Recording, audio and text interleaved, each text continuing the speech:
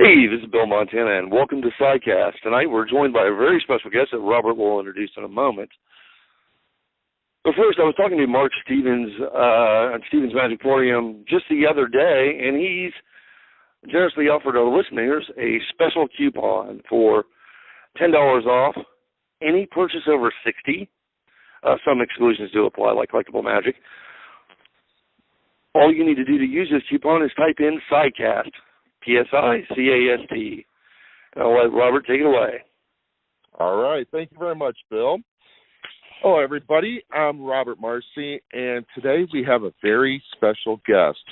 His name is Don Spencer. Now, Don is a master hypnotist who regularly performs worldwide to audiences consisting of anywhere between 100 people to 10,000 people on a single show.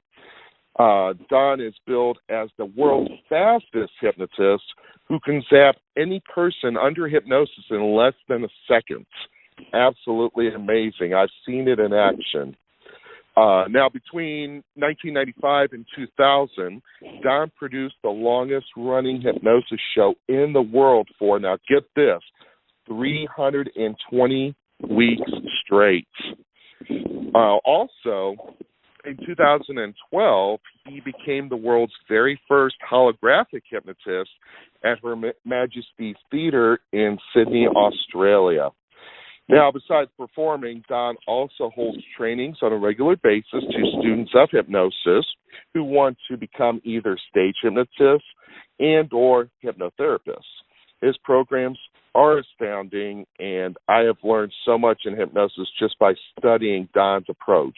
And it took my skills as a hypnotist to the next level, and I'm sure anybody who attends one of his events will leave much more proficient in the art of hypnosis. Now, what caught my attention is that in the next couple of weeks, Don will be conducting a special hypnosis training event on mind control and brainwashing intensive styles of hypnosis that other hypnotists are either shy or afraid of speaking about. Now, at this event, Don will spill the beans. So, without further ado, please help me welcome my good friend, the master hypnotist, Mr. Don Spencer. How you doing, Don? I'm doing good, man. That was great. Well, I tried. It almost sounds like I know what I'm doing. Yeah, it does, yeah. So with credentials like that, boy, I mean, you've really got it going. So, now, Don, before we get into the Mind Control program, why don't we start off by you giving us just a little bit about your background as to how you got into hypnosis? Well, I got into hypnosis, I think, by accident. I was years ago. Well, I've always been a student of the mind.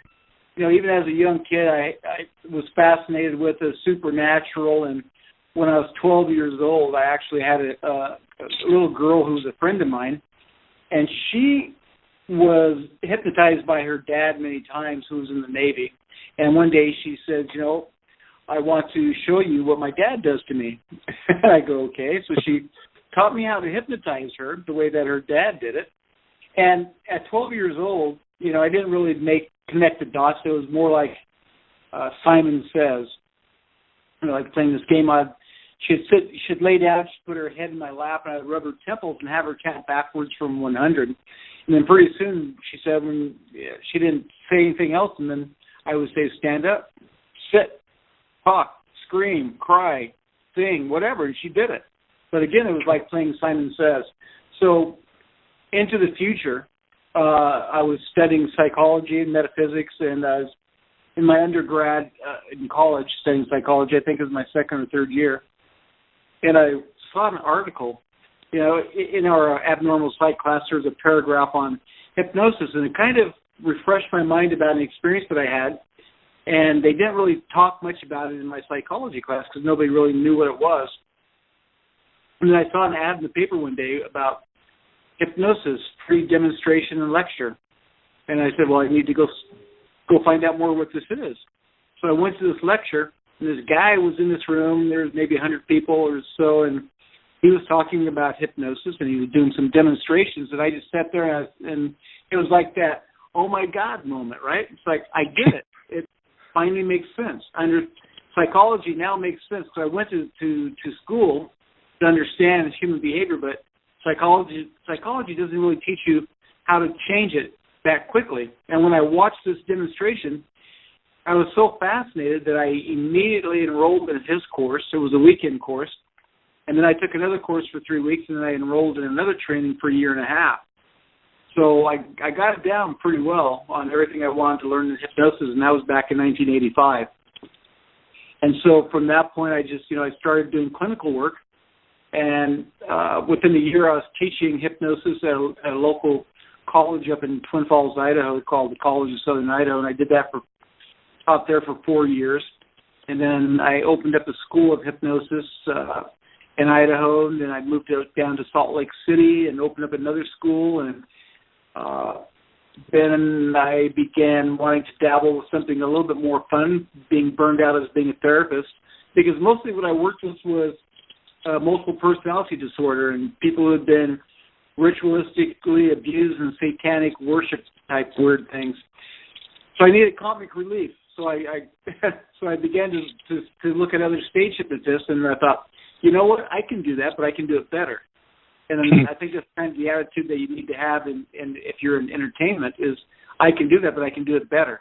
Whether you're better or not is not the point. The point is you need to have that mindset. So I started working in nightclubs for about 5 or 6 years, just doing comedy shows and developing, a routine. And I was invited to do a theater. And at first I turned it down because I didn't have an interest in working in a theater where it was more family oriented, because I'd been working in nightclubs, which was a little bit crazier and more fun.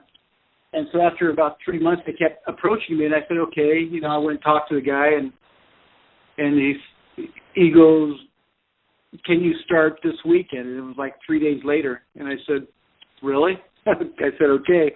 So within 3 days, I completely reinvented my show, because I was no longer working in a bar.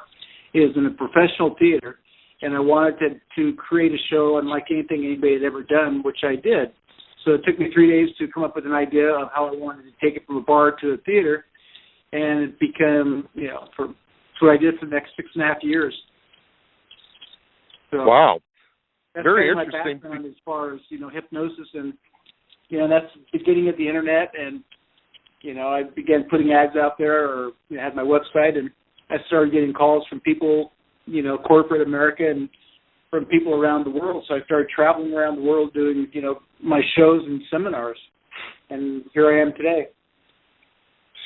Wow, that's a really fantastic background. When you mentioned about schools, the one thing is that I'm sure that a lot of the entertainers listening in, hypnotists, magicians, mentalists, is that they discover at an early age the passion that makes them go, aha, that's exactly what I want to do. And I'm sure you probably had that aha moment at the time when you went to school and you saw that hypnotist doing demos. Is that right? That's right. Yeah, that was it for me. When I saw that, I said, you know what, that makes perfect sense. That was it. That was it. Yeah. And I in fact, I finished off my semester in college, and then I quit, and I just went full force into hypnosis. Mm-hmm. So yeah, right. Yes, I've been doing it now for over 30 years. It's treated me good. It's taken me around the world multiple times. I can't complain. Yes, it provides a good lifestyle. But I gotta say, one of the things that which kind of brings us back to this the topic on mind control and brainwashing.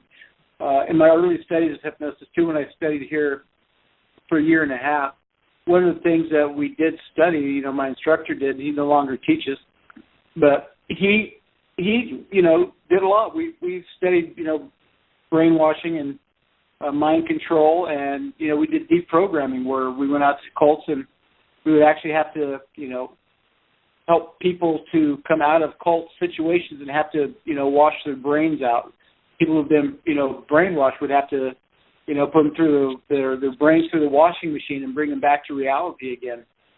So we did some really, interesting work in my early career as a hypnotist that you got to be careful when you get into that type of work where you're, helping people escape from different cult-type situations who have been brainwashed, right? So, so that was pretty interesting. In the class that I'm going to be doing, we're going to be doing some of the same thing, except we're not going to kidnap anybody.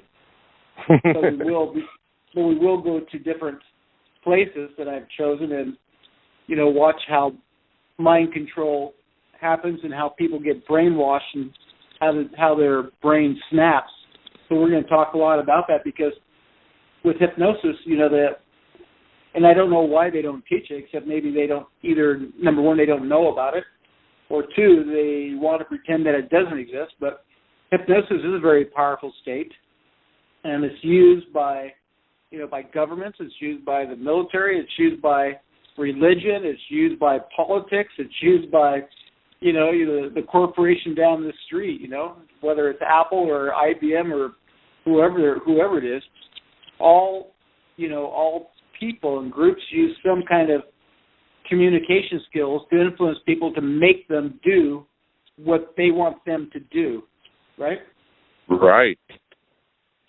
So, yeah, exactly, because, right now that's a hot topic, across the country and the world. Specifically, if we look at, like how, the media, everybody talks about how the media likes to portray events that usually are, whether they say they're real or fake, but then, they say they're trying to control people's thinking, they're trying to control their minds, they're trying to control the way they want them to act. And I'm sure, that's a common theme that's going on in everywhere you look at. Well, it is. The interesting thing with the internet anymore, I think that, it's both a blessing and a curse in the way that it's, people are so addicted to it, the technology, but a blessing in the way that there's so much information out there that we have more choices, but we still have to filter, what's real and what's not. Mm-hmm. But people are, I think, have more opportunity now to wake up and say, hey, you know what? I'm not doing what you want me to do anymore. I have my own mind, my own thoughts, my own way of thinking. And they're not buying the story anymore. You look at the last election here in America. People said, we're done with it. We're doing something different. We're not going to listen to you guys anymore. So we'll see what happens in the outcome.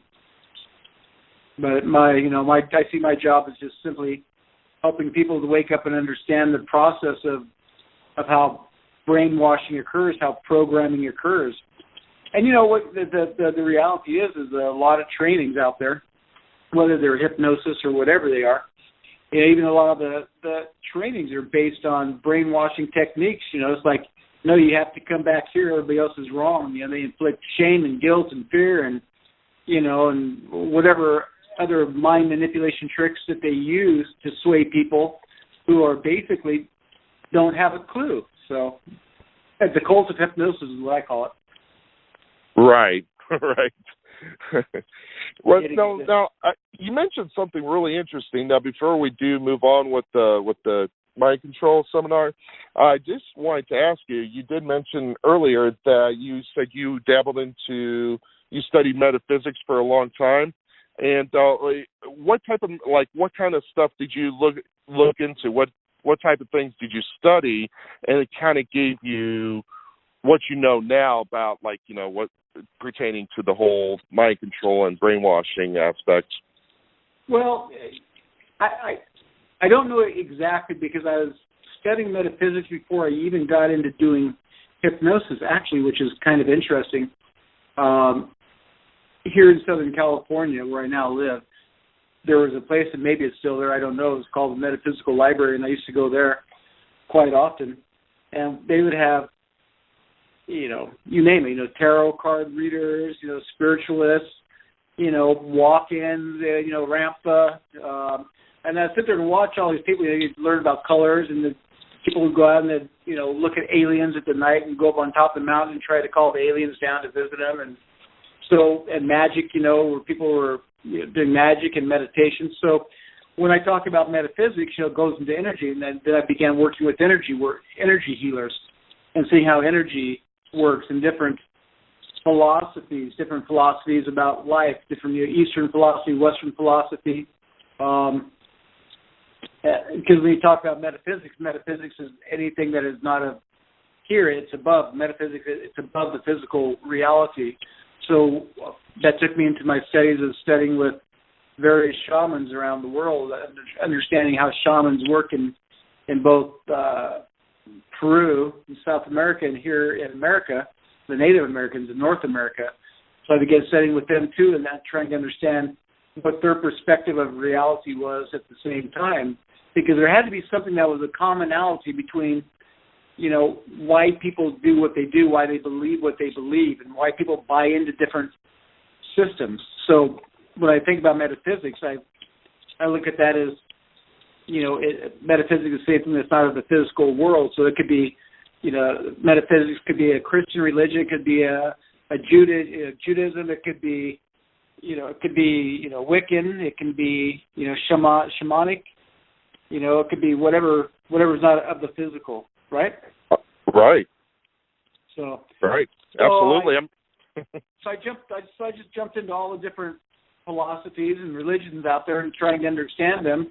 So I ended up, doing a stint with comparative religion also, trying to understand how they all worked and, making friends with all the people and jumping, like when in Rome, do what the Romans do. So when I travel to other countries, I become fully immersed in their culture and become like they, like a chameleon, because the only way to really learn is to become. Right. So, it's amazing. It's amazing if you would look at, certain religions, and, this is not to diss anybody's religion, just don't get me wrong. But when I notice, it's like when I go from, different churches just to observe how they act and, the type of rituals and everything, the services that they perform, it's amazing how they get everybody involved. And in that involvedness, they're almost like they're synchronizing the whole congregation to their ideas. Yeah. Wouldn't that be fair to say? Well, of course. Yeah. The only question is, how do they do it? Why do they do it? How do they do it? Some people are born into a different religion, which is fine. I believe in religion as long as they're not trying to cut my head off. That's about it. Yes. That's kind of where I draw the line. It's like, if you want to kill me, then we're going to have a problem. Other than that, I'm at peace with everybody in their belief systems. Right. So you're either raised in an ideology and you become that which you are, or you have some kind of a personal transformation, based on some deeper need that you have that's put in place by forces, outside of your control, or you wouldn't be there. Forces outside of your control, meaning, some kind of an emotional necessity that's lacking. Because that's the only way you're going to change a person's belief system is through the emotions anyway. You can't talk your way through somebody's belief system. You have to reach the emotions, and once you reach the emotional content of what makes a person tick, you can bend them and shape them like silly putty. Right.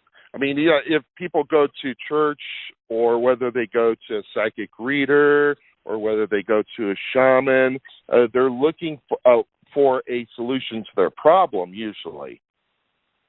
Yeah, exactly. And that's why they partake in those types of rituals, because then they feel like, well, hey, I'm going to get something out of this. If I go to this tarot card reader, maybe they'll give me an answer to to a question that I'm looking for, The answer might be right there. Or if they go to this church, they might find the deeper meaning into who they are or their existence. Right. Yeah. And some people, then you have some people who are just, curious of life. They don't really have any deep problems. They just want to know everything about everything. And so they're just a constant learner of life. They're a student of life. And that's always interesting. Right. Oh, absolutely. Absolutely. So let's go into the crux of this whole, because when I read over the page on your website on this whole mind control thing, it just got me thinking, wow, that's this is going to be an amazing experience. And I mean, if I only wish my schedule would allow, if it did, I would be there in a heartbeat. But right now, I just can't make it work because I'm busy myself. I got so many things on my plate. But I would be there in a heartbeat if I can. But looking over all the information in there is just made me start thinking, maybe there is another side of hypnosis that people are afraid to talk about. So give us a little, like how what made you think like what to get this program started? Like, what got you started? Well, I guess how it got me started because I got, you look at the news, you look at Facebook, I look at my feeds, I look at, people fighting and bitching and moaning and complaining about everything, As I see people, friends, they all have these different beliefs, and it's like, from my perspective, it's what I teach is something that should be taught in grade school, right? Mm-hmm. Every kid should learn this stuff. Kind of like you should learn about money. You should learn finances and how the mind works when you're in grade school. And I think it's turned out to be pretty okay. But I see what's happening in the media and how they're trying to control the way that we think. I mean, you look at 1984 is here, right? Everything with WikiLeaks and the NSA and how everything that we don't have our privacy anymore. It's crazy. And so I just got thinking about it, and as a human being, I want people to wake up. It's really that simple. I'm tired of seeing people, following ideologies that aren't true, or buying into something that harms them or somebody else. And I see people who are just miserable because they believe something that's not true. And so I want it to stop. And the only way I can do is by presenting hypnosis, as a form of mind control and brainwashing, because it is. Mm-hmm. It's because everything in life, in my point of view, is hypnosis. It's a trance. Everything. It doesn't matter what it is, because when I look at what a trance is, in my viewpoint, a trance is nothing more than what a person believes at any given moment. It doesn't matter what that is. I might come here and I might pretend I'm a hypnotist when I'm work. I might go out there and pretend I'm an entertainer, or I might go out and pretend for a while that I'm a dad, or whatever that belief is at the moment, but that's still a belief system, and that's a trance. So whether a person believes in their trance of being a Republican or a Democrat or an independent or a socialist or gay or straight or transgender, it's a trance. And the question, I guess, that people have to ask is, well, where did that come from? I mean, really, where did that come from? How did that happen? How did that happen? So I guess part of the class goes into the rabbit hole also. And part of the rabbit hole from, the whole thing with hypnosis, mind control, and brainwashing. We know hypnosis has been around since the beginning of mankind. So you jump into the rabbit hole, you have to ask, well, where did mankind come from? Were we created? Did we evolve? Or were we, an alien implantation on this planet, a great experiment? So the rabbit hole is going to get pretty deep, explore a lot of things, and we're going to see if we can unravel why we're here and what the purpose is of us being here, and what the potential is for us once we can unlock our minds to move forward and to evolve as a species together. Because we're not doing too good of a job right now. No, we're not. No, we're not. But what would you say to those who think that, because there are detractors out there, I mean, usually now when I do hypnosis on the street, people say it's like, it's hogwash and everything. What would you say to people who think that, mind control using hypnosis or brainwashing is hogwash? What would you say to them? Nothing. Nothing. See, and the reason I really don't have anything to say is because I don't put myself in a position where I need to have a conflict with people. They're going to believe whatever they want to, But to answer that question, though, for you, if somebody comes up to me and wants to have an argument about hypnosis, or I'm trying to control somebody's mind, because that's what you hear on the streets, right? If you're doing street hypnosis or something, and you have people who come up there and say, "Hey, man, don't do that. You can't control me," right? Oh yeah. I mean, it's very common. And so, basically all I can do, if somebody comes up to me in that kind of a confrontational way, I say, well, let me explain it like this. I said, I don't really have a need to control you. I don't really want to control you, actually. I said, but let me ask you a question. Is there anything in your life that you do that you kind of kick yourself later, about doing? Like maybe, I don't know, maybe you chew your fingernails. Maybe you eat the wrong kinds of food and then you're mad at yourself for doing it, or maybe you smoke and you don't want to smoke, or, everybody has some kind of a habit that they have. Everybody does. I mean, it's a no-brainer. And the answer is, well, yeah. I say, well, that's interesting, because I would call that a hypnotic trance state, because there's something is controlling you. I said, so actually what I'm doing here, though it may look like fun, and it is, I said, but imagine what could happen if you could learn how to do self-hypnosis with yourself. Then you can control that behavior that's actually controlling you. So what I do is I teach people and give them skills that they can learn to control their own mind, their own life. Now, wouldn't that make sense to you? Absolutely. So all I simply do is just turn and reframe the situation to something that's completely logical, and something that you can't argue with that. You can't argue with something that's so blatantly true. It's true. Right. So when I point that out to somebody, that's your trance.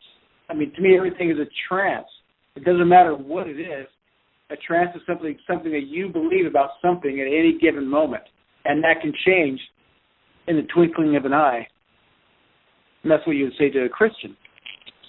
So, because you learn to use language that people understand, and then that removes all conflict. Right, because people do learn and develop certain patterns of behavior over time as they grow up and move through the motions of life, and that's something that sticks with them, and that in itself is a form of hypnosis, and so that's something where you can teach them either through self-hypnosis or you as a hypnotherapist, to help them break out of a pattern like that. Because I had a girl once who asked me to help her with nail biting, and it's something that drove her crazy, but she just couldn't let go of. And so I, went through the process and everything, and then after she was done, she calls me back like 4 weeks later, and she's like, "Oh my God, thank you so much for helping me get out of that habit." It's just one of those things. It's like, yeah, all right, I did my job. Very cool. Yeah. And the truth is, a lot of people do need help. They do need help. When you're talking about that nail biter, it's kind of interesting. I had this one day. This woman, I worked with her, helped her to lose weight. Then she had I think a 6-year-old who was biting his fingernails, and the dentist told him he had to stop or he's going to have buck teeth or something like that. So she asked me if I would work with him. I said, well, sure, bring him in. So anyway, the day of the appointment, this goes back to mind control too, and brainwashing, and how we believe, how we lean on people who we perceive to be our authority figure. That's part of the mind control. Now, I'm not saying the mind control in this context is even bad. It's not bad. It's how you use it and your intent is what makes something bad. So the mother comes in, knocks on the door, opens the door, holding this little kid's hand. He's looking up at her. She's looking down at him as they come in, and they're standing in front of my desk. And he keeps looking to her as I'm talking to her. And finally, I had enough. I heard everything I want to, and I just said, first of all, ma'am, I want you to let go of his hand. I want you to go in the other room and sit down and shut the door behind you. Right? Mm-hmm. Because this little kid was clinging to his mother. And so as long as he was clinging to his mother, there was nothing I could do to help him. So I had to take away that control. So his mother didn't know what I was doing. I just told her to leave, and that was it. And then she shut the door. She was kind of concerned. That little boy was looking at her concerned. Door shut. I said, young man, come over here to my desk. He comes over here and looks at me. I said, now, I hear that you have a problem with chewing your fingernails. He's kind of shaking by now, right? He's scared because I kicked his mother out. I told him to get over here. He comes up to my desk. I said, now, your mother brought you here for a reason. I said, now, we can do this the easy way or we can do it the hard way. And he's shaking a little bit more. He goes, well, what do you mean? I said, well, we can do this the easy way or the hard way. And I said, and I'm not sure you want the hard way. He goes, I really don't. Starting to kind of blubber a little bit. I said, okay, I'll tell you what then. Here's what we're going to do. Show me your fingernails. He showed them to me. I said, don't ever chew those ever again, because the next time you come here, we're not going to have this kind of a nice conversation. Do you understand me? He goes, yes. I said, okay, you can leave now. Wow. He never chewed his fingernails again. His mother was eternally grateful. So, we sometimes think about hypnosis as swinging a watch or putting a person into a chair and relaxing them and creating a hypnotic state through words, which can be done. It can be powerful. But when we recognize also that people can be swayed, they can be manipulated, is I think probably the more appropriate word here. You can manipulate a person's belief systems or their emotions just by communicating with them with words. When you observe people, you become an observer of people. Do you do magic too, or just street hypnosis or hypnosis? What do you do? I do. Yeah, I do hypnosis. I do mentalism and psychic work. Okay. Well, then you know that by doing mentalism and psychic work that I guess. Well, I don't know because I don't do those, but I would assume that you're a great observer of people, right? Yes. Yeah. So you have to watch people, and a lot of things that you do is you do because you observe people, the way they act, the way they move, the way they breathe. I'm always looking for every nuance of a person when I'm having a conversation with them. I'll say something, and I'm always looking for a reaction because I want to know where I need to go to push a trigger. Looking for the hot button, and so we can do that by observing people through a communication. So, and I'm sure that you're really good at that because people who do mentalism are really damn good at doing that stuff. Right. So I do that, same thing. I observe, and so I don't always have to use a profound, deep hypnotic state. I can just observe of people, and I can, use words to communicate an idea effectively and get exactly the same results, sometimes quicker and better. Right. So it's almost like it's kind of like doing like a waking suggestion. Well, and so that goes back to you have to ask yourself, when does a trance state end? When is a person not in a trance? Okay. Hmm. And if it's true that a person is always in a trance, then maybe we're always being influenced. And I don't know where you say hypnosis, but they have the state of, hypersuggestibility, where people are, like walking zombies. They're always walking around in a hypersuggestible state, always being swayed by this or that. Those people will end up in your therapy room at some point, because they'll have fears and phobias and other types of, idiosyncrasies going on with them, because of their hypersuggestibility. So how do you fix that? Well, you got to hypnotize them to a deeper level than they're in, and just find out what's causing it, or just hypnotize them to a deeper level than they're in their hypersuggestibility, and tell them they're no longer hypersuggestible to anything. So it's kind of a weird thing. It's kind of like what was that show with what was that movie with that guy Jack Black? Remember, he got hypnotized by Tony Robbins in that show. Oh yes, I forget which movie that is, but I know what you're talking about. Yeah, he was dating this girl. He thought she was really skinny, but she was big. So he was hypnotized to see women differently. Right? That was a good show. So so it's the same. It's like, who do we perceive to be bigger, stronger, smarter, and of more influence to us? And so with that, you have to look at the mind, and how does the mind fabricate that? It's actually a very natural and inherent part of the human mind. This reptilian brain of ours, to seek out, somebody smarter, brighter, prettier, whatever it is than us, anybody that we think has something we don't, then we have a tendency to go ahead and listen and to follow those individuals. Now, people who master this very, very well are, of course, those who rule the world. So why do we let them rule the world? Because, we've been conditioned since birth to follow the leader. Get up every morning, and go to school. And get up every morning and go to work. Same thing. People break out of it. Relationships are the same way, especially people who've been married 10 times. They never figured it out. It's a trend. It's like you talk about the deep state, here in America.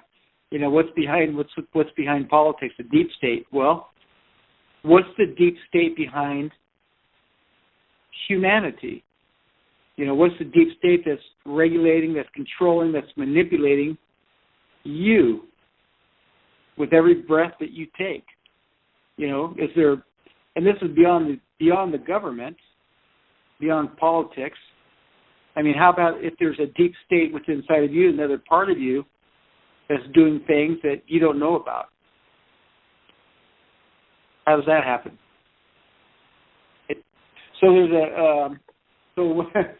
when we get into the class and really dig deep into the rabbit hole of how this all works, I mean, there's a lot of information to cover, and there's I think will be a real eye opener for the individuals who happen to come and sit with me for 4 days and just we do nothing except talk about mind control and brainwashing, and we watch, we study, we observe, we practice, and see where it takes us. Wow. Yeah. So okay. So what can people who want to go to this event? You said what they can expect. You said that they're going to be doing some exercises, and hear you talk about certain mind control elements. Well, what we're going to be doing, I'll be talking, of course, about hypnosis. I'll be teaching hypnosis, so most people, I assume, will be hypnotists or have a rudimentary knowledge about hypnosis or working knowledge of it. But we'll still do it. We'll still do it and learn hypnosis from a different perspective and add in a few details that maybe have been omitted in the past in different classes. And we're going to jump deep into the rabbit hole. So we'll look at a lot of the methodologies that different mind control groups use, including hypnotists. People who teach, multiple levels of hypnosis training. It's really all about, it's about the money. It's about how do I get more money? I'm going to do another class and build on that and make more money. NLP. And NLP is another one. That's a great cult. Scientology is another great cult. So we're going to look at the methodology of religion, too, and see how they use, their influence on people, how they reach into people's hearts and souls and minds and captivate them and empty their pockets, right? Empty their souls, and they make you one of theirs. So we'll watch TV interviews. We'll watch different programs that I have, on different groups out there that influence people, massive amounts of people, and see how they work. We'll look at Charles Manson and how he did his thing so well, and what makes him so influential. Because he had mind control down to science. Even though he didn't kill anybody, he got everybody else to do it for him. Isn't that interesting? Wow. We'll look at how people use drugs and how they use food. Food is a drug. So there's a lot of different ways to change and manipulate the human mind. When I was doing my show, when I went from the bars to doing it in the theater, I needed to devise a way to create a presentation that captivated people, that would make them want to come, that would make them come in masses over and over again, which is what I did. I created it, it just started with the ambience. You create a certain ambience, and people will become, used to it. They become like, this is what we do, and then through repetition, doing the same thing over and over, people start, becoming part of the cult of the weekly hypnosis show. So it's like repeat customers coming in constantly, coming over and over and over again, and expecting something different every single time. Yeah, and they do get something different every time. Something different. New people up on stage. Show's always the same. But it was always something different and new for them. But it was more, it's more the, I think people were always coming just to see what's he going to do next. I can't believe he did that last week. What won't he do next week? That's how I framed it. Always, giving a little bit, but then there's going to be something more, even something more crazier than I've ever done. You have to be here next week to see it. Wow. I'd be sure to bring your friends. So definitely. Yeah, so we'll look at, business and, economics, and see how business and economics, play a factor, and I mean, when you look at Wall Street, man, it's a high roller, in the manipulation game, big pharmacy. How do they control? Well, they control through money. They control through drugs. They control through, that little, through the media. There's a lot to go into, man. Yeah, speculation. Speculation is a big thing. I mean, that's a big control in itself. Yeah. So the rabbit hole gets big, and I'll go to the outer edges of conspiracy theory to find out if there's any merit to the conspiracies out there. I mean, what's going on out there? Are we getting ready to be attacked by aliens? Are they laying out chemtrails in the air because they want to, do thought control experiments? Are they fertilizing us? Are they fumigating us? Or are they putting, different, metals in the air in order to control our thoughts? Or do they just want us dead? So there's a lot of interesting things that are, we're going to be discussing, and we live in a world that's changing faster than I can breathe. That is so true. So you asked me earlier what was my motivation for doing this. I think that in the last few years I've seen things on this planet happening at a rapid rate. Everything is accelerating so quickly that I think it's time to talk about this thing called mind control and brainwashing. A few years ago, it was kind of funny because I had some, government operatives that were in my class, They would never let their pictures be taken. So they would talk to me about, about some of what they do, but they just couldn't talk about it in the class. They could never be photographed. It could never be on video. But they were there basically just to watch what I was doing and listen. I don't know if that's a good thing on my part or not, but they were probably trying to learn some new mind control techniques. Well, they're either trying to learn new mind control techniques or they're keeping an eye on you, Exactly. You never know. We live in an interesting world in interesting times, that's for sure. Yeah, so the whole deal with mind control and brainwashing, it's something that goes on every single day, and my perspective is that I just want people to be liberated and to be free and to question everything. Question everything. I have a son, and I gave him when he was a baby. I put it in his room. Question authority. Question everything. So that programming with him began at an early age, so that he becomes a critical thinker. I want him to be a critical thinker. Don't believe everything that you hear. Question everything and everybody. And don't take anything at face value. I say because if you take anything at face value, I'm going to ask you where you came up with that belief.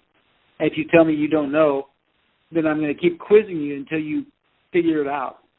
You have to have critical thinking or you have nothing, right? Right. Or you become lost in in life, and you begin to just, swim with the same current that everybody else is on. And that current maybe not be taking you in the direction that you need to be going. So true. So true. So, all right. Well, let me do this. Now, let me go ahead and grab my co-host, Bill Montana. He is into metaphysics like I am and you are. So I'm going to go ahead and bring him on. And, Bill, you say you might have a question for Don? Yeah. Let me clear my throat. Yeah, I can tell you a lot of the stuff that they said was speculation, like on some of the remote viewing or remote influencing devices used in mind control, are quite real. I actually own a few pieces made by Lone Star Consulting and of some Elf Technologies and some other guys. They're quite real. It's amazing what those little guys will do. I'm fortunate because I've been in metaphysics for 30 years, and I got people that were involved in developing these things and involved in some black project and stuff. They're just like, here, have this. Here's a piece of history. 1970s mind control technology. Cool. So, this stuff's all real. The history is basically a lie. It was created by one or more groups pushing an agenda of propaganda. I know because I go back and research it, and I read the old books, and I'm like, that's not what I was taught. Well, nothing is new under the sun. There's always been a group of people on the planet that are here for one reason, and that's because we're here. They need the worker bee. Yeah, you have to literally search the facts and go back to the older literature to find a lot of this information anyway. Yep. And if people don't think they're under mind control, read Edward Bernays' book, Propaganda. Yeah. And that's old. That's not even a new one. That's an old one. And it's come far leaps and bounds from that. But I think the class sounds fantastic. Now, when exactly is the class? Pardon me? When is the class? The class is on May. Let's see, when is it? Let's take a look here.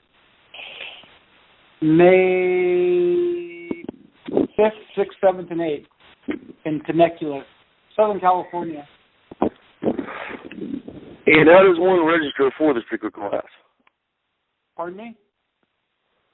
How does one register for the class? To register for the class, I'm sorry, the phone keeps cutting out. Just go to my website at sleepnow.com and just follow the links. If you go to sleepnow.com, at the top of the page, just click on trainings. I've got a bar on there. Just click on the one that says trainings, and that's it. It'll open up to a page and show you all the different hypnosis trainings that I have coming up this year. And the first one that you come to would be the next one, which is the Hypnotism, Mind Control, Brainwashing class. And then the next class we have in June is on, so 3-day class in boot camp for hypnosis training for people who know nothing about it. And then July we have a stage hypnosis class coming up. And then in September is our 5-day advanced hypnosis training called Black Belt of the Mind. So, and then November we have a vision quest where we go out into the desert and we do shamanic work and introduce people to their latent shamanic powers through the use of various helper herbs on this planet. So for people who want enlightenment, that's the one to go to. Nice. Wow. With the so you're going to do a whole week on mind control, and then you're going to go back and do an even darker one? Is that what I understood? No. The mind control, that's probably as dark as you get. The class I was talking about, are you talking about the vision quest?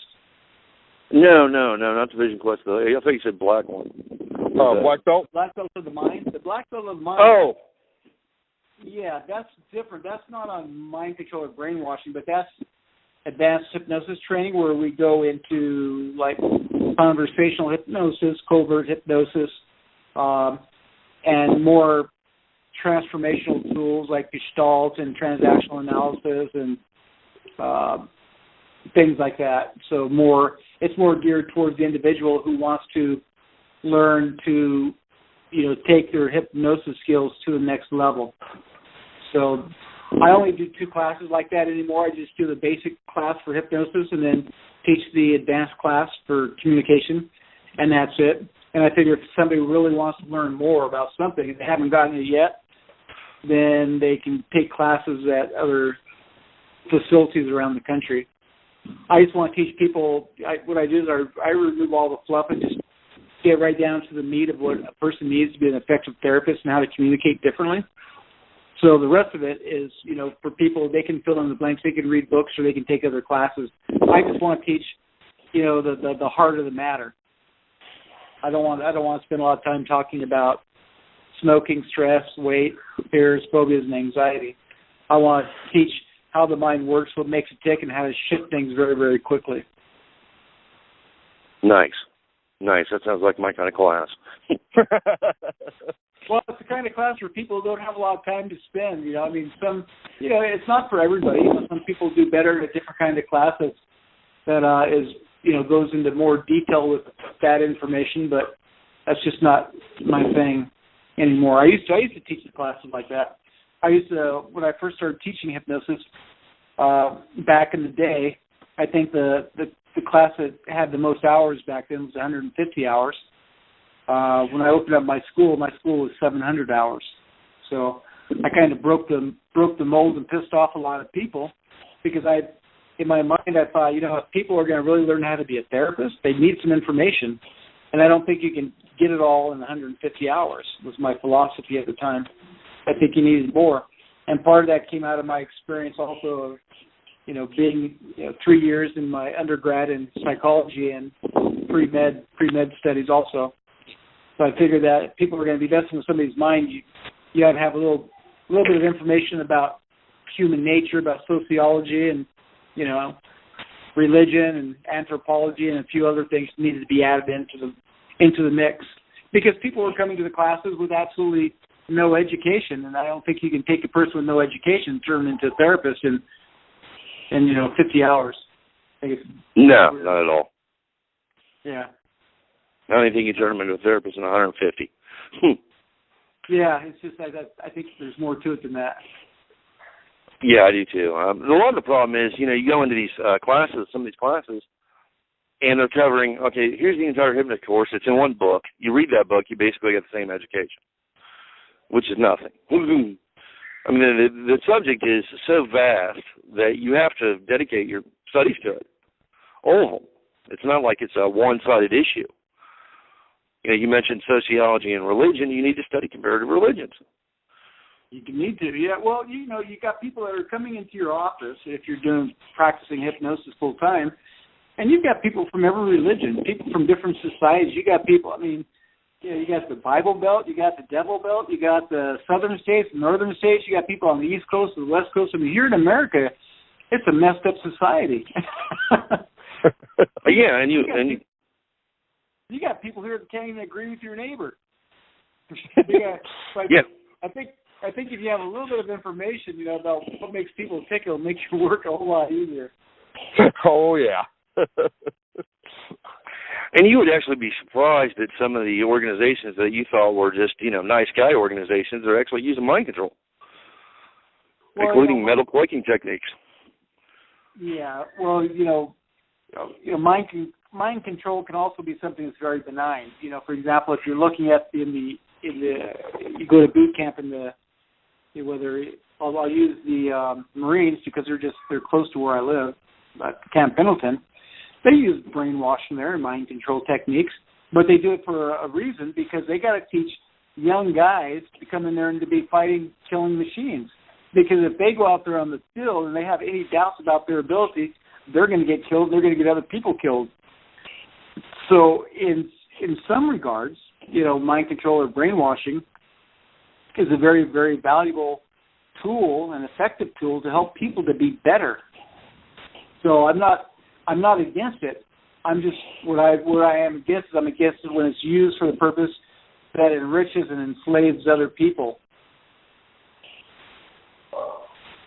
Yeah, I agree with you. I mean, I know some Indian gurus are actually using mind control. On the surface, it looks benign, but on the back end, it's a cult like magic. Right.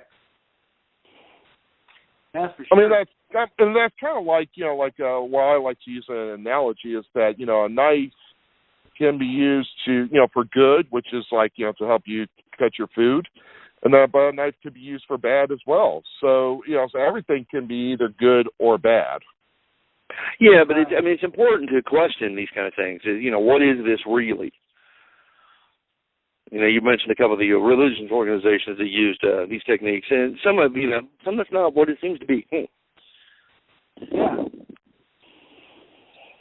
Because it seems to be a little bit more, I don't know, unusual, I'll say. I don't want to be too detrimental. But okay. we're talking about Scientology. It's not what it seems to be at all. Yeah. Scientology is an interesting one. L. Ron Hubbard was a hypnotist, amongst other things. But Scientology is it's kind of almost like a precursor to hypnosis. I mean, the whole process of Scientology has become clear, and the whole process they take you through is really nothing more than doing, regressions, to help you to remove imprints of information that have caused damage.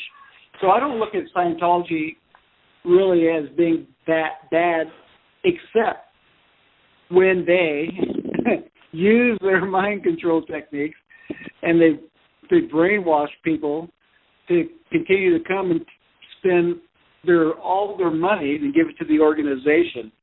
That's when I draw the line. And when they use techniques to keep people enslaved to their philosophy, to the point where it removes other family members or friends from being a part of their lives, then that's a true brainwashing and mind control organization. So in that regard, that's where Scientology and I, go different directions. Yeah. Because of what they do. Other than that, I think their basic philosophy of helping people get rid of their problems and, they're against, big pharma. I think that's pretty cool. Yeah, but the problem is they end up in a state where they are potentially in a trance, and then they're open to anything else, other suggestions. Well, they do. I mean, Scientology, they create slaves. Most of the people that go to Scientology, that's a slave state. But you can say that about, most religions. You got whether I don't care if it's the Catholics or if it's the Mormons or if it's the Jews or Muslims. I mean, Muslims, that's a big trance there. All they want to do is kill everybody. I'm not talking, Islam, not Muslim, but the people who follow that religion. I mean, that's inherent and embedded within their theology. So the theology is not a religion of peace. And if anybody's out there listening to me and you are a Muslim, I'm not talking about you, I'm talking about the religion, Islam. That's completely a different discussion. So, but you can look also at the early history of Christianity, where they went around and killed all the witches and who they thought were witches, or probably who were miserable and having a period. So we live in a world that has seen this a lot of madness and a lot of sadness, and my goal is to, if I can, is to help create a little bit more kindness and peace of mind and quality of life for people, and help people to understand that mind control is real and that they can come out of it and help people out of it. So that's my thing. Yeah, I think it's a good thing. Yeah. Absolutely. People going to this event will definitely get a lot of good education out of it. Well, I hope so. I mean, that's the purpose of it. It's the first time I've offered this class. I mean, people have asked me about it in the past, about doing a class like that, and I've always said no. But I just felt that this would be a good time to do it. So we'll see. I think it's going to be. I think it'll be a good class. I'm excited to present it, and I think it's going to be fun. I mean, we're not just going to be sitting in a class, for 4 days, man. We're going to be out in the field. We're going to be out there meeting people, talking to people. We're going to go talk to, the missionaries on the street. We're going to, we're going to hit people up and look inside their mind. We're going to spend some time at the beach.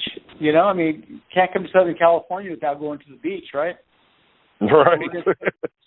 So we'll spend a couple of days at the beach, talking to people down on the beach and observing people and looking what some people do. We're going to actually go to a temple, and we're going to partake in some temple ceremonies, and see how people get, suckered into mind control in some of these, religious cults that they have running around here in Southern California. So that'll be fun. No, that sounds like a great class.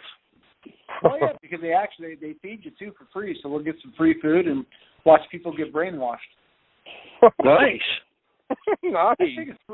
I think it's kind of neat, It's kind of like, this is like, in the field study. It's like when you go to college and say that you study anatomy. Well, you read stuff in the book on anatomy, but then the exciting part is when you go to the lab. Lab is when you get to cut people open, right, and look inside. So that's what this is. We're going to have some stuff, some book stuff. We're going to watch some stuff, but then we're going to go out there in the laboratory of the world, and we're going to observe, brainwashing and mind control happening in real time. And we'll see if we can't go out there and start doing some mind control on people, and see if we can't get a big group of people together for no apparent reason except to show that we can control people's minds very, very easily. So kind of a counter mind control kind of thing. Yeah, counter mind control while we're doing mind control. How's that? Right. Yeah. Excellent. So yeah, it'll be a lot of fun, man. If you make it next time, we'll do it again. If this one turns out to be really fun, I'll do it again. So, yeah, I mean, I know Robert and me would basically come out if we were, had free schedules. I mean, we'd be there. Because this is definitely our kind of thing. Because I remember going to, we were going to the mountain areas of Appalachian. Yeah, I got invited to a snake handling church. Oh, wow. How cool is that? Pretty horrifying, actually. Did you reach down and grab a snake and get bit? Oh, no. We sat in the back, and when it was over, we were out. I mean, they were doing all things from drinking cyanide to, handling serpents and vipers. And that's cool, man. They don't have. I was surprised nobody died that day. That's what I was surprised about. Somebody died shortly after, but That sounds like fun. Yeah. Yeah, you can drink poison and not die, get bitten by snakes. Yeah, some of these people and their beliefs is, will get you killed, right? Yeah, it was it was an interesting experience.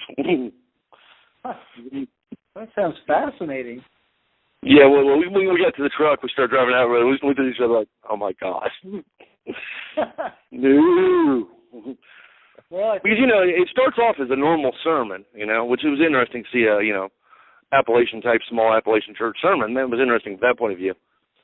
Until they pull out the reptiles.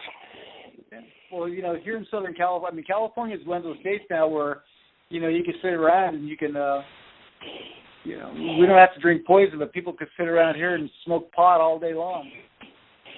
Yeah, plus, you got the Moonies out there. You got all kinds of interesting stuff out there.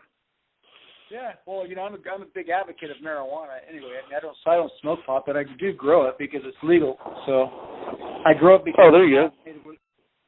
I'm fascinated with the medicinal qualities of it. So, I grow it and make my own oils with it now.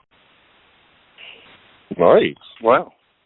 Yeah, it's great. It's great in the hypnotic office, man. I mean, for people who need it for pain control or for anxiety, it works wonders. Or insomnia, or for topical use and for seizures or for cancer. I mean, there's, the uses of it are actually pretty phenomenal, and they're endless. And since I moved here to California and they legalized it in January, I thought, you know what? I don't smoke in it, but I want to see what this thing does. And so I started growing it because I wanted to know all the different medicinal values of it, and I've been very, very impressed with it. So. Well, I mean, it was a staple of our country for the first couple hundred years until some corporation guy said, "No, we got to get rid of this."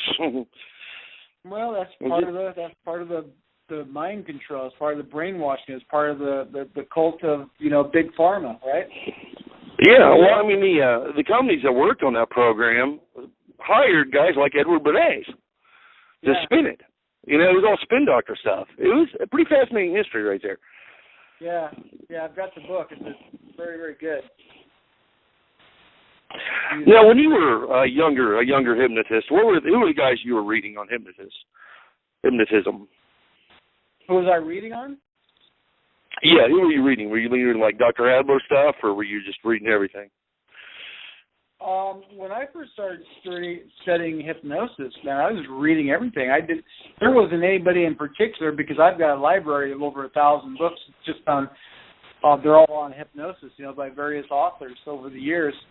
But probably, who I really enjoyed the most, were the books, by Milton Erickson, just because I thought that, because his approach was, his was conversation. I mean, conversational hypnosis developed around Milton Erickson. So now they've got a big cult of conversational hypnosis people out there teaching it. But it's really just adapted from Milton Erickson. But I liked his style because he used hypnosis with common sense. In other words, he didn't really have to tell somebody to sit down and swing a watch. He observed people because of his own affliction. When he had polio as a kid, he had polio, and so he had to observe people, and he had to observe himself, to rewire his brain so that he could walk again. Of course, he got sick later on in life again, but for years he was able to use the hypnotic state to help himself. So in a conversational way, by reading his books, it gave me a different perspective of working with individuals. So at this point, I very rarely use typical hypnotic state with people. I just meet people where they're at and talk them into getting where they need to be going. And it doesn't take very long. No, not at all. Not with the Erickson approaches. Same here. I'm a big fan of Milton Erickson.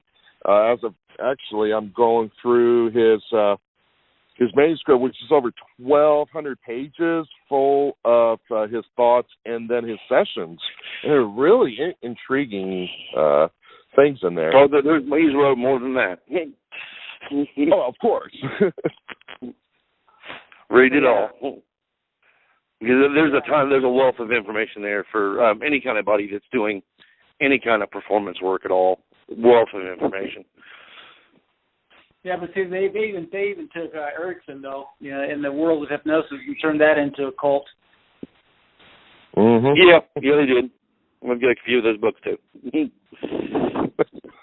Well, one of the earlier courses that I took a course in Ericksonian hypnotherapy, and I took it at San Diego State University. Now, back then, in those days, I was back in the mid-'80s, the only way that you could take a course in hypnosis, in Ericksonian hypnosis, is you had to be a student of psychology.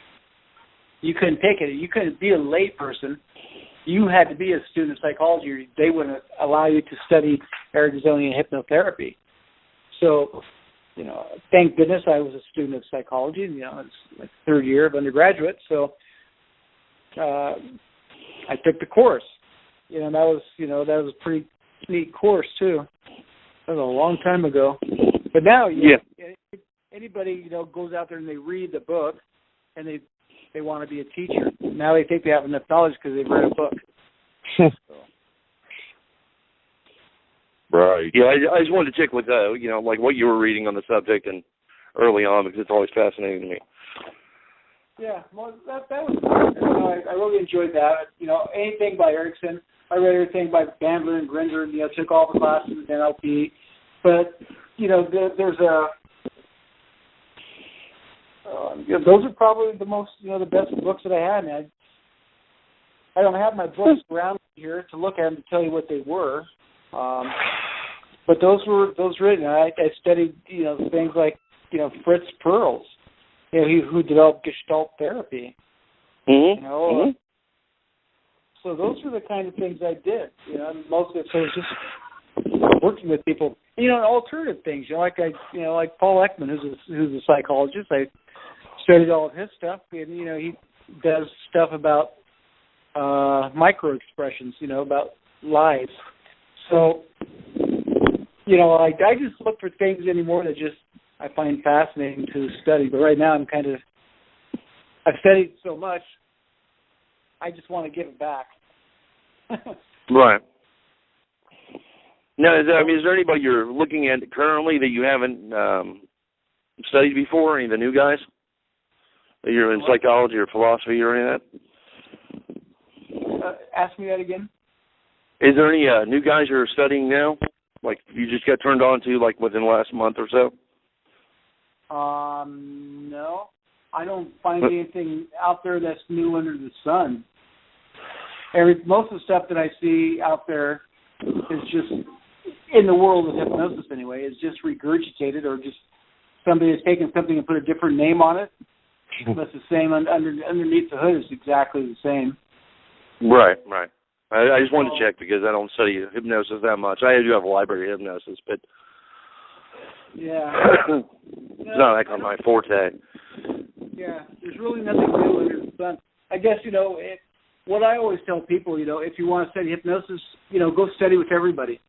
So take a course with everybody out there that has been around for at least 10 years teaching. If they haven't been teaching for 10 years, I think I would run and hide and go into a different direction. I agree with that, but you need to build a foundational base. They should be practicing in their craft for at least 10 years also. Yeah, it's not something you can just take and just give out and teach overnight. I think you need to have hands-on experience with it in order to get the best from it. So, no, nothing really out there new that's really caught my attention right now. I wish there was. I guess if there's anything that I find attractive that I've studied more than anything is I just like, ancient Earth, alien technology and stuff like that. Yeah. Well, I study all that too. Yeah. Oh yeah, we all do. So that's pretty fascinating. Yeah, I'm so far down the rabbit hole. I don't think I'm ever coming back. Yeah. I had a client come in here today, and I'm a half-breed myself. He's a black guy, and we were talking about, I don't know what we were talking about. We were just talking about a whole bunch of different stuff, and then I just looked at him and I said, you know what? It makes absolutely no sense that two people back at the beginning of time turned out you and me. You're black, I'm not. I said, I've been around the world a number of times. I see people of all different colors and races and ideologies. And I say, we did not all come from the same family. I'm sorry, it didn't happen. Yeah, that's pretty much what I think, too. So anyway, you guys got any more questions or anything else you want to talk about? No, I don't have anything unless you do, Bill. Actually, yeah, I got one thing. Besides hypnosis, what is your favorite hobby? Besides hypnosis, my favorite hobby? Yeah. What do you like doing besides the hypnosis thing? Oh, man. I like traveling. Okay. I like traveling a lot. That's probably what I like doing. And fortunately, doing hypnosis pays for that because I can go and do a show, somewhere around the world, do one show and take off for a couple of weeks. So it pays pretty good. Yeah. I like to travel.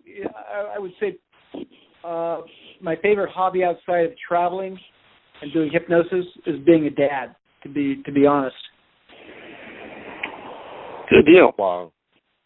Yeah, because mine's treasure hunting, so I just like to, go I out. like treasure hunting. I've got a metal detector. When I'm not here, you'll find me down at the beach with my metal detector. I'm like one of those old guys with a hat on the beach. With my metal detector, looking for coins.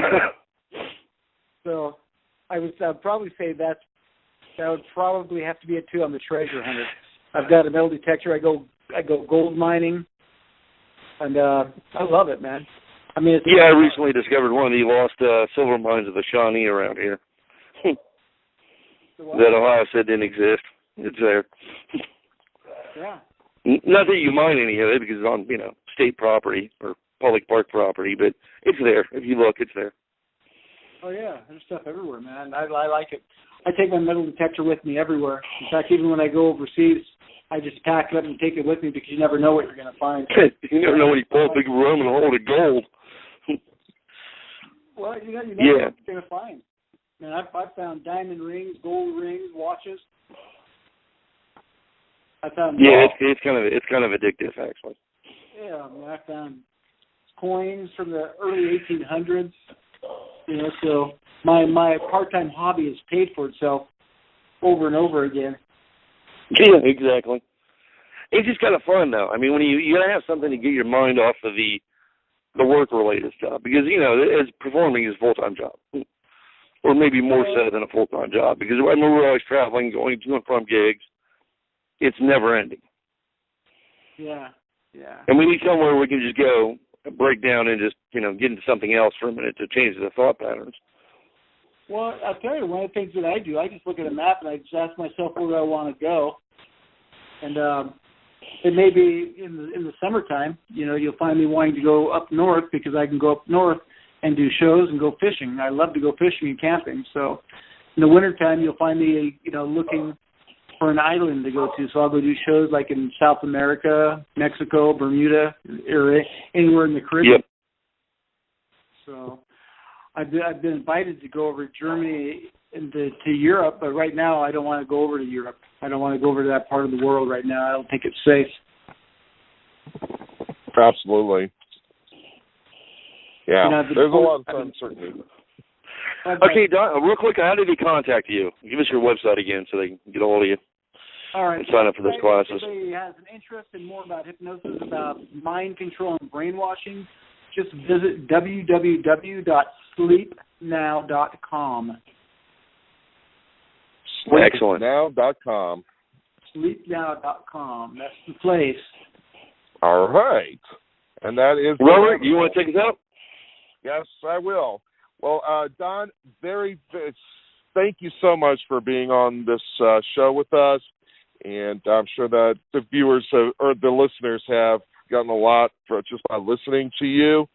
But I would urge everybody to, if they got some time and they love this stuff, to go out and check that event out. Do it for us because, like I said, me or Bill can't go out there right now, but I'll be there in spirit. So definitely do go to it. Don, hey, thanks again.